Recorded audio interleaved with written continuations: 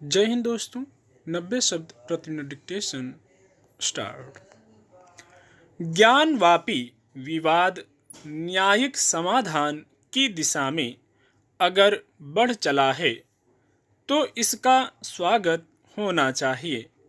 आज देश जिस स्थिति में है, विवाद के ऐसे मसलों को अदालतों के बाहर खुला नहीं छोड़ा जा सकता।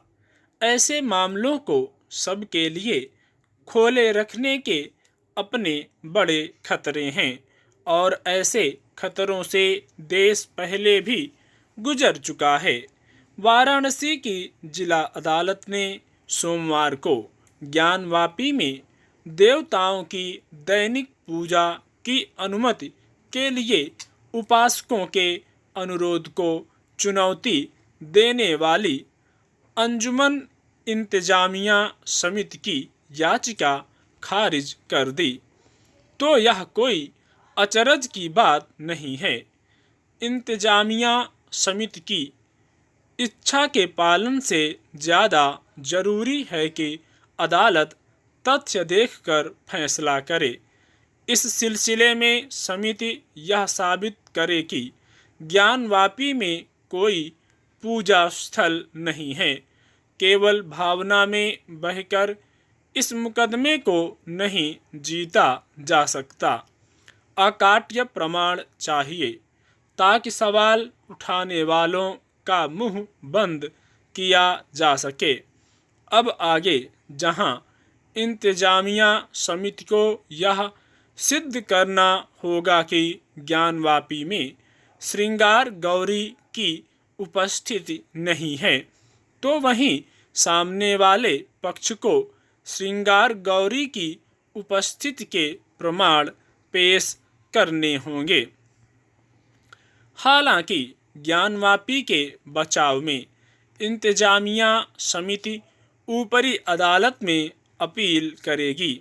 उसकी एकमात्र कोशिश है कि धर्मस्थल की स्थिति में कोई बदलाव ना हो और इस मामले में सुनवाई होने पर बदलाव की आशंका संभावना है।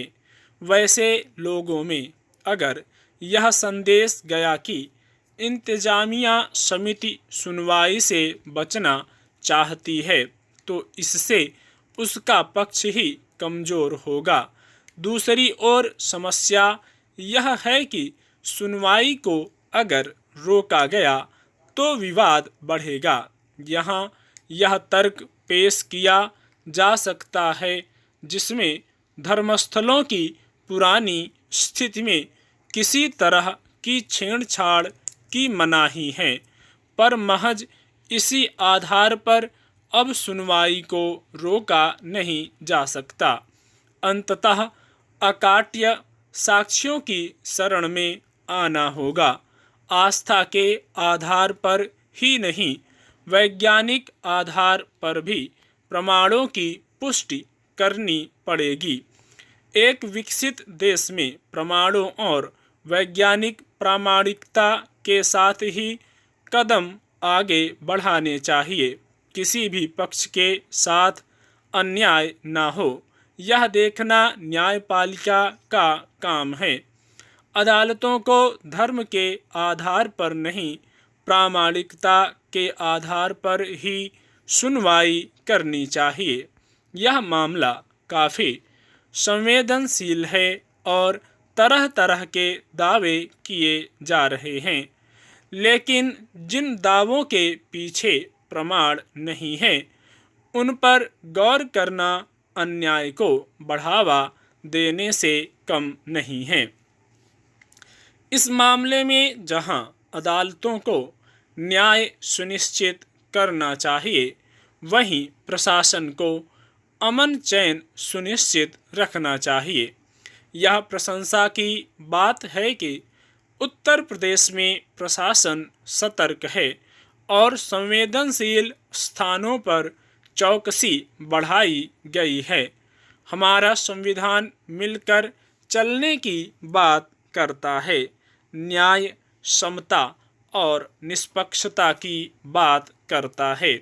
इसलिए हर एक को संविधान की पालना सुनिश्चित करनी चाहिए। स्टॉप।